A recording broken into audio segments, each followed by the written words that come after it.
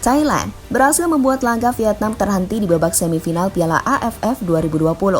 Ya, tim Gajah Putih berhasil mengalahkan sang juara bertahan dengan agregat 2-0. Bagi Vietnam sendiri, kegagalan ini seakan menjadi karma, sebab media di sana seringkali meremehkan Indonesia.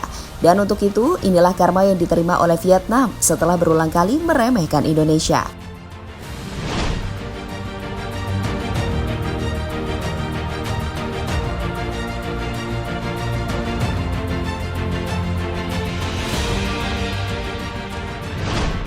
Harus diakui, Vietnam adalah salah satu kekuatan terhebat Asia Tenggara saat ini.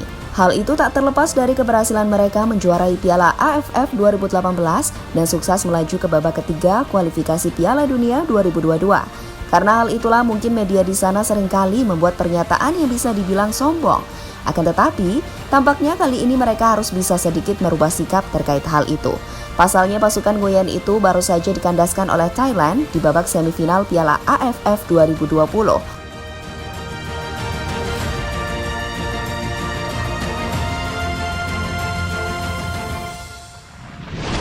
Ya, bukan rahasia lagi bila media di negeri Nguyen memang terkenal akan kesombongan dan sarkasmenya. Apalagi bila itu menyangkut timnas Indonesia. Entah gabut atau memang hobi menjulit, media di sana acap kali membuat berita yang sering menyudutkan Indonesia. Seperti misalnya saat bermain di fase grup Piala AFF 2020. Lalu ketika Indonesia berhasil menang dramatis dari Singapura, mereka membuat berita bila kemenangan yang diraih anak asuh Shin Tae-yong adalah aneh. Namun meski begitu, pihak Indonesia tetap santuy dan tidak terpancing dengan hal yang tidak penting tersebut.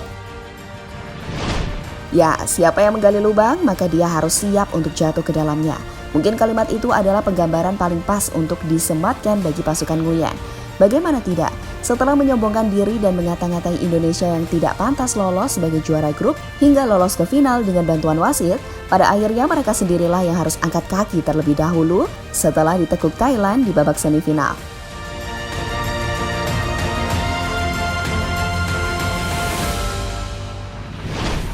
Usai tersingkir, pelatih Vietnam yang dikenal suka marah-marah Park Hang-seo mengaku linglung alias bingung untuk mengomentari jalannya laga.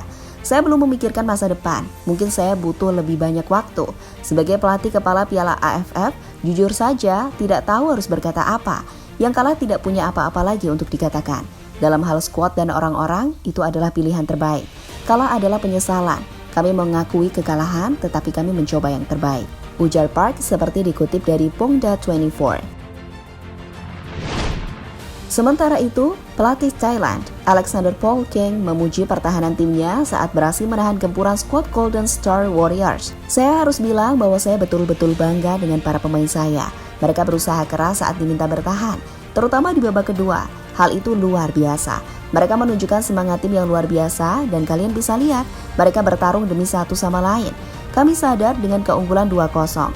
Penting bagi kami untuk bermain rapat. Jelas kami bisa lebih baik saat bermain dengan bola. Tapi yang lebih penting adalah hari ini kami bertahan dengan baik. Ujar Paul King seusai laga dikutip ESPN. Ya, kemenangan ini memastikan Thailand akan bertemu Indonesia yang sebelumnya secara dramatis mengalahkan tuan rumah Singapura dengan agregat 5-3. Tercatat Indonesia total telah menelan 9 kekalahan dari 12 pertemuannya melawan Thailand. Meski begitu, dengan skuad muda yang penuh gairah, Indonesia tentu tak mau melewatkan kesempatan melaju ke final untuk ke-6 kalinya itu dengan mudah.